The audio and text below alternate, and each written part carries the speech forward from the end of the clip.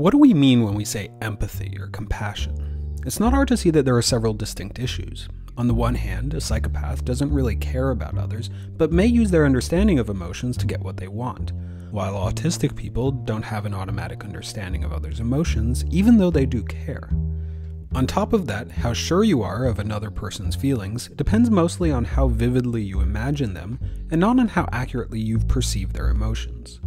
So, what makes us care about others' feelings, and how do we even know what they're feeling in the first place?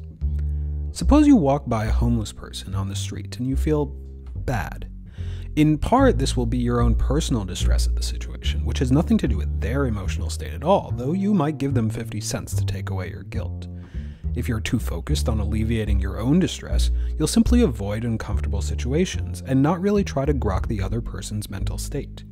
In contrast, when you focus on their emotions, you can act altruistically and genuinely feel for them.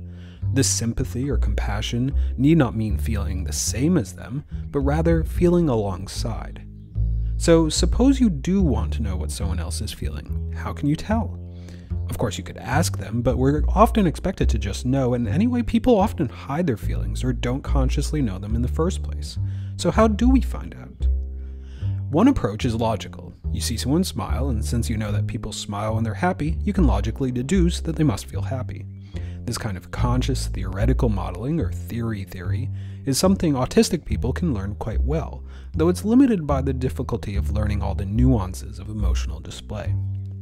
Another approach is to put yourself in the other person's shoes.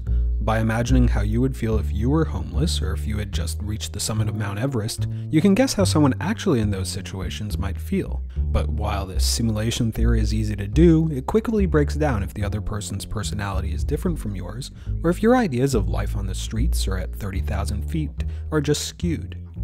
In addition to these conscious processes, your brain has a kind of emotion reading reflex. As you look at another person, a part of your brain called the mirror neuron system automatically and unconsciously mirrors their facial expressions and body language. When you see a subtle facial expression, this system fires as if you were making the same movement, and you then sense the emotion associated with that expression. Usually this mirroring is a purely internal response, but sometimes you'll unconsciously mimic other people's posture or facial expressions.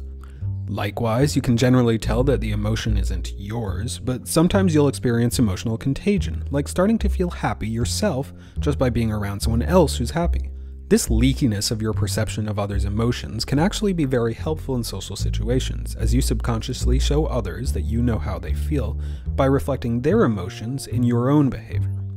We don't really yet understand how you distinguish your own emotions from your perception of others' emotions, or why and when this distinction breaks down, but what we do know points towards a new perspective on how we behave in social situations and how we distinguish ourselves from the people around us.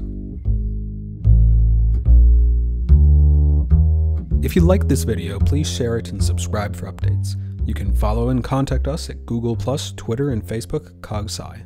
To ask questions or suggest topics for future episodes, go to cogsci.com/q.